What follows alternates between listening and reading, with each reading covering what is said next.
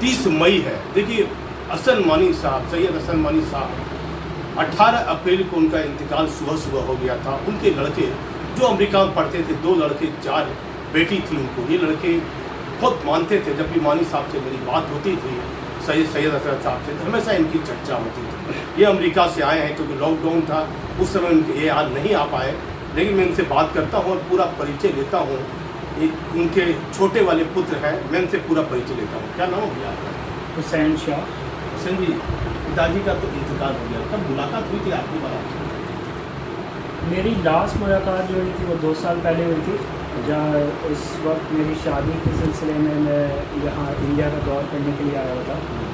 और उसी वक्त मैंने अपने कंपनी से भी बात कर रखी थी। उन्होंने मुझे पुणे में 3 महीने के लिए ऑफिस में रखा था।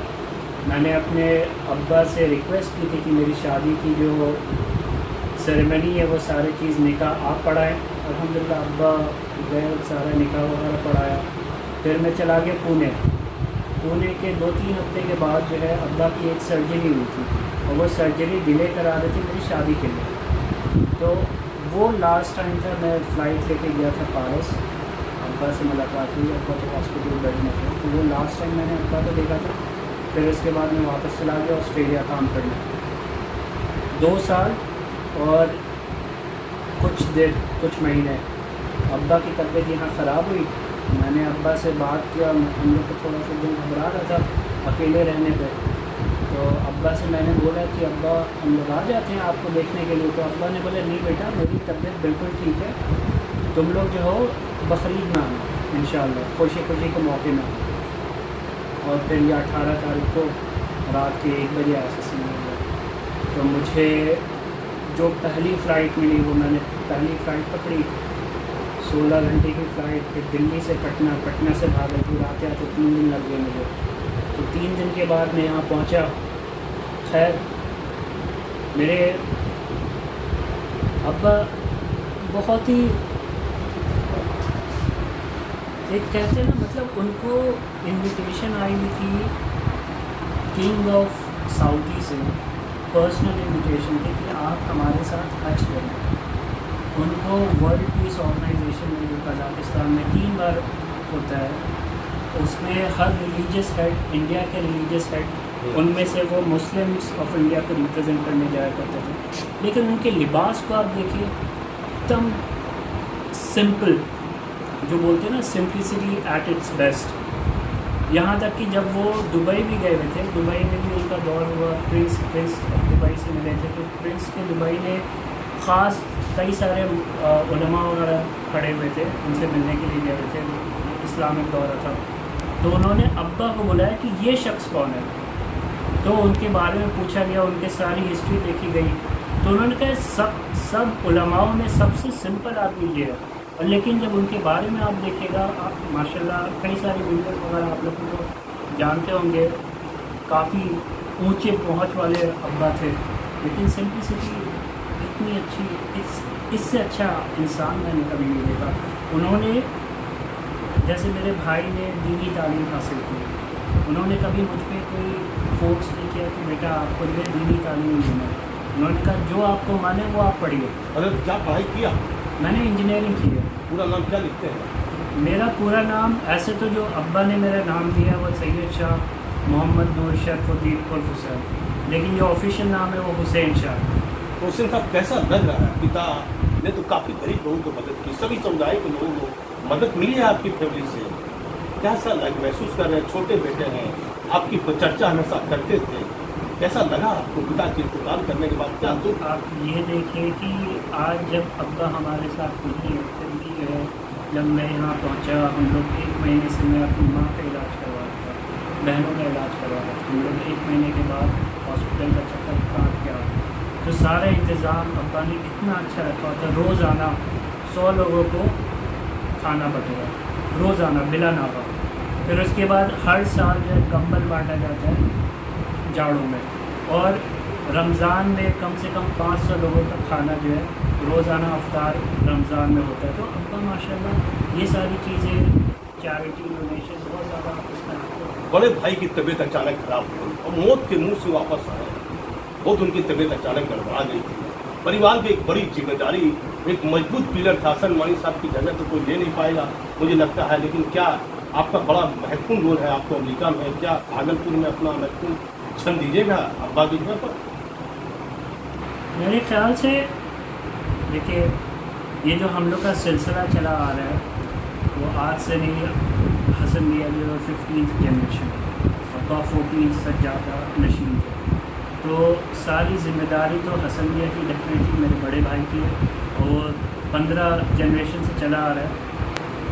मैं जितना हो सकता है मैं अपने भाई को सपोर्ट करूँगा, जहाँ जहाँ जैसे मेरा जो काम है मैनेजमेंट कंसल्टिंग का, मैं लोगों के यहाँ जाता हूँ, उनको बताता हूँ आप इस काम को बेहतर कैसे कर सकते हैं। तो जो मुझसे राय मशवरा लिया जाएगा मैं बताऊँगा, लेकिन हसन मियाँ की इंशाल्लाह अब्बा से उन्होंने काफ़ी कुछ सीखा है और इंशाल्लाह मुझे पूरा भरोसा है कि हसन मियाँ इसको और बेहतर बनाएंगे। देखिए पूरी जिम्मेदारी हसन भैया पर आ गई। अपने जिंदे जी हजरत मानी साहब ने, हसन मानी साहब ने उनको गद्दी नसीब बना दिया। ऐसा कम देखा गया है, लोग डेट करने के बाद गद्दी नसीब बनाते हैं, इस पर क्या करिए? ये मेरे ख्याल से पहली बार हुआ है कि जीते जी किसी और को गद्दी नशीन बनाया गया है। तो मेरे ख्याल से अब्बा को ये इल्म आ गया होगा कि ऐसा कुछ होने वाला है, पहले से प्रिपेयर किया, और अब्बा ने अल्हम्दुलिल्लाह अपनी ज़िंदगी में हम लोग के इतने सारे दस्तावेज वगैरह, इतने मैन्युस्क्रिप्ट वगैरह सबको डिजिटलाइज कराया, हसन मियाँ के लिए सारे काम आसान अल्हम्दुलिल्लाह किया। अब्बा माशाल्लाह आज कितने, अगर देखा जाए तो कम से कम 1000 परिवार जो है इस खानका से चल रहा है। जितने गरीब हैं उनको रोज़ाना जो है वो खाना खिलाया जाता है, कपड़े दिए जाते हैं साल में, फिर उसके बाद जो है कई सारे परिवार हैं उनको पूरा सपोर्ट किया जाता है, कोई भी आता है उनको खाली हाथ जाने नहीं देगा।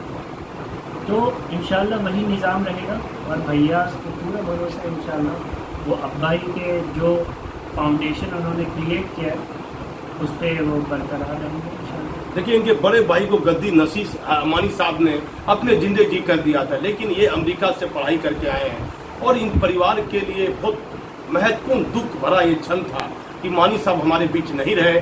उनका 40वां लोग ने दुआ पढ़कर की, और जो पीर दमड़िया जो भागलपुर रेलवे स्टेशन के बगल में है वहाँ काफ़ी गरीब लोगों को खाना खिलाया गया, क्योंकि कोरोना महामारी थी जिसके कारण बहुत बड़ा कार्यक्रम नहीं किया गया।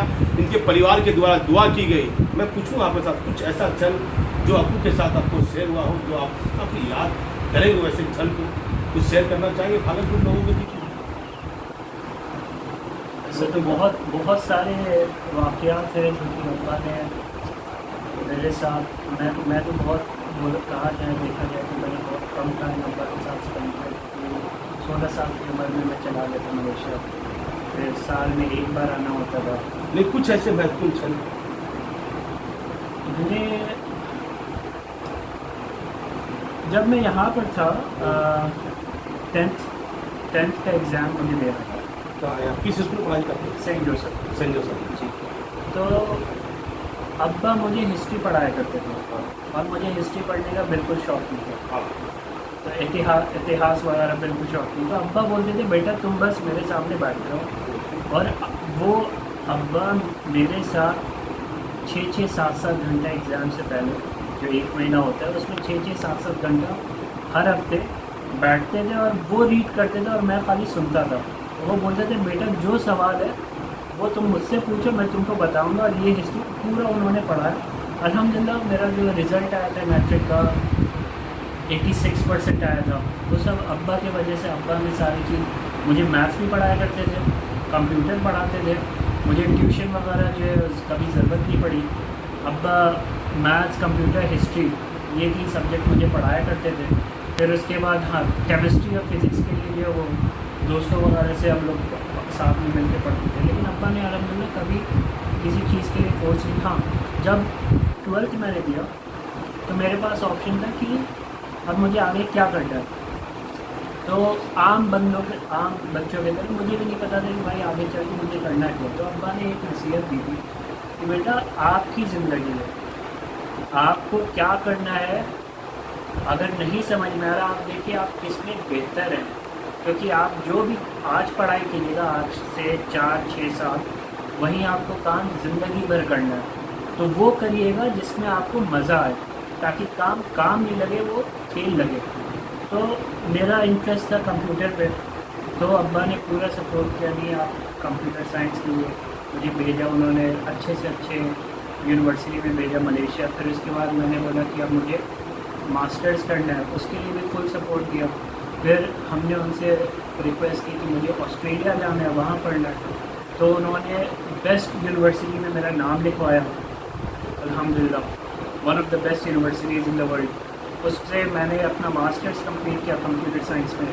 आज मुझे 3 साल हो गए वही जॉब कर दिया। और अगर मैं अपने अब्बा की वो बात याद करूं कि जब उन्होंने मुझे बोला था कि क्या डिसाइड करना है, तो आज मुझे मज़ा आता है काम करने में। तो आप ऑस्ट्रेलिया में 3 सालों से लगा था? 5 साल हो गए मुझे। 2 साल मैंने पढ़ाई की और 5 साल से क्या कर रहे हैं आप? मैं सॉफ्टवेयर इंजीनियर हूँ। देखिए, अहसन मानी साहब के छोटे बेटे हैं और ऑस्ट्रेलिया में सॉफ्टवेयर इंजीनियर हैं, और लंबे समय के बाद ये भागलपुर लौटे हैं। मानी साहब इन्हें हर समय कहीं ना कहीं हम लोग से जब बात होती थी पत्रकारों से, तो इन्हें ज़रूर याद करते थे। मैं आपको बताऊंगा कि इंतकाल होने के बाद 40वां हो गया है, और काफ़ी गरीब लोगों को इस परिवार से मदद मिलती रही है। इनके बड़े भाई कहीं ना कहीं बीमार चल रहे थे, हजरत साहब जो कहीं ना कहीं आराम कर रहे हैं, लेकिन ये छोटे लड़के हैं। मैं इनसे पूछूंगा कि भागलपुर में आपको मौका पड़ेगा भागलपुर के लोगों को सेवा देने की? मुझे तो अपने अब्बा के नक्श कदम पे चलना। अब्बा ने कोई धर्म नहीं देखा, कोई जात पात नहीं देखा, सबकी मदद की। उतनी ही मदद की जितने एक अपने सगे भाई या सगे बेटे की मदद उन्होंने की होगी। कोई भी इस घर पे आया कभी खाली हाथ नहीं लौटा। तो मेरे ख्याल से वो मेरे एक रोल मॉडल है। मैं बिल्कुल उनके नक्श कदम पे चलूँगा। मेरा अंतिम सवाल रहेगा, निगाह पढ़ने के लिए अब्बा कोई आपने क्यों चुना? क्या मन में क्या लगा? एक मिनट, ये सवाल दोबारा पूछे। मतलब निगाह, आपने कहा कि मैंने अब्बा को ही पढ़ा कि मेरी निगाह होगी तो अब्बा ही अच्छा, जी। तो आपने अब्बा को ही क्यों चुना? निकाह के लिए मेरा हमेशा से एक अरमान था कि अगर मेरी शादी हो तो मेरे माँ बाप की पसंद से हो, और मेरा जो निकाह हो वो मेरे अब्बा पर है। तो मुझे याद है जब मैं दिसंबर में यहाँ पर आया था 2018 में, हाँ 2018 दिसंबर में जब आया था, जब मेरी मंगनी हुई थी, तो उस वक्त सारे घर वाले बोले थे कि लगे यहाँ तो शादी भी कर लो। तो मैंने सबसे रिक्वेस्ट किया कि नहीं, मेरी बहनें अभी नहीं है, मैं चाह रहा हूँ मेरी बहनें और प्लस मेरे अब्बा निकाह पढ़ाएंगे, वो मेरी एक शर्त। लड़की वालों की कुछ नहीं मांगा, बस एक ये शर्त थी कि आप लोग जो है मेरे अब्बा को निकाह पढ़ाने दीजिए। तो अल्हम्दुलिल्लाह अब्बा एग्री किया। अब्बा भी बहुत खुश हुए, वो बहुत मानते थे मुझे। अब्बा ने सारा निकाह पढ़ाया, बहुत अच्छी दुआ कराई थी। आज भी कितने बाल बच्चे हैं आपको? नहीं, मुझे अभी औलाद नहीं है। मतलब कहाँ शादी हुई है? मेरी पटना में शादी हुई। पटना में। देखिए, अहसन मानी साहब के छोटे लड़के हैं, इनकी शादी पटना में हुई, लेकिन सबसे बड़ी बात यह है कि जब इनकी शादी हो रही थी तो इनके मन में एक ख्वाहिश थी। आज बहुत कब लड़के ऐसे होंगे, यदि आप मुस्लिम और धर्म की बात मानिए, तो निकाह पढ़ने के लिए इन्होंने अपने अब्बा को जो है किया कि मेरे अब्बा निकाह पढ़ेंगे। शादी का जो निकाह होता है मुस्लिम धर्म में, इनके पिता ने पढ़ा। लेकिन सैयद हसन मानी साहब हमारे बीच नहीं, एक परिवार को नहीं, पूरे भागलपुर को ये बड़ी क्षति मानी गई है। क्या समय समय पर भागलपुर आते रहिए? बिल्कुल। क्या पूरा परिचय आपका?